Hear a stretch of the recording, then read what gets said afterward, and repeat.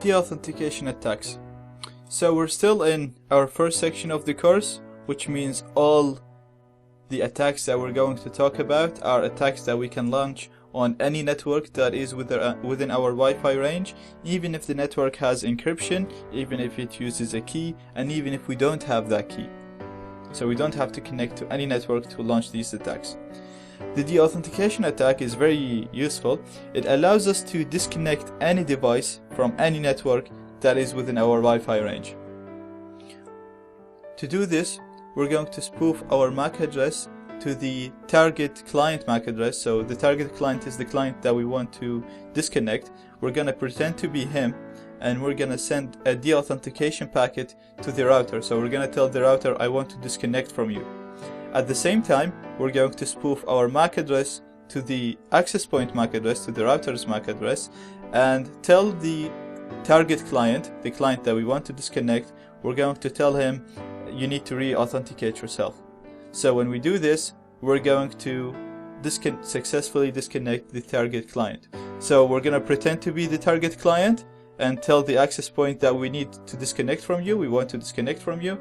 And then we're going to pretend to be the access point and tell the client, you need to reconnect, if you need to re-authenticate yourself. When we do that, the connection is lost. We're going to use a tool called AirPlayNG to do it. So let's see how we can do that. First of all, we're going to need to run AeroDumpNG on the target network, because we want to see which clients are connected to it. So we want to see what devices are connected to this network. So our first command is going to be AeroDumpNG, and I'm not going to need the right option, so I'm just going to delete it here. So all I'm going to need is AeroDumpNG channel. We put the channel of the target network, and BSS ID, the MAC address of the target network, and we hit enter. And now we're sniffing on my target network, which is UPC62. So my target device is going to be this device. This method would work on any device, whether it's a Linux, Windows, Mac, if it's a phone, Android, iOS, it doesn't matter. They all use the same method of transferring packets, so it's going to work on any Wi-Fi enabled device. Let's make sure we have connection here. I'm just going to go to google.com. Make sure I'm connected to the internet. Okay, so we see now that Google is working perfectly. Let's go back here, and I'm gonna split the screen here. So we're gonna run AirPlayNG now to disassociate one of the devices from the network.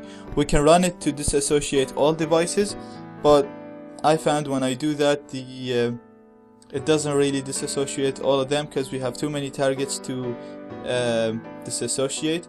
So I'm gonna choose one target, which is going to be this device, the device that we just saw. So it's going to be AirPlayNG, and then we're gonna deauthentication attack, and then we're gonna put the number of deauthentication packets that we're going to send. So I just put a very large number to keep the device disconnected.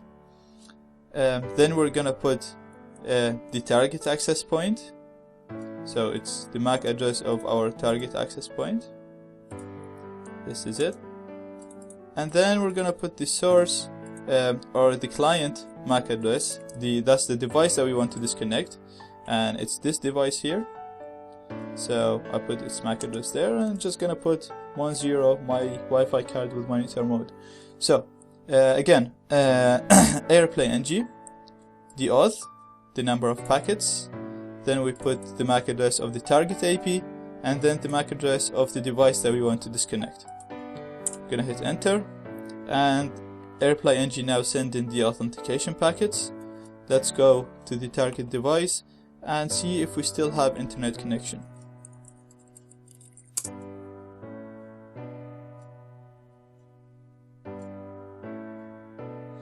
And as you can see, we lost our connection, and it's now trying to reconnect.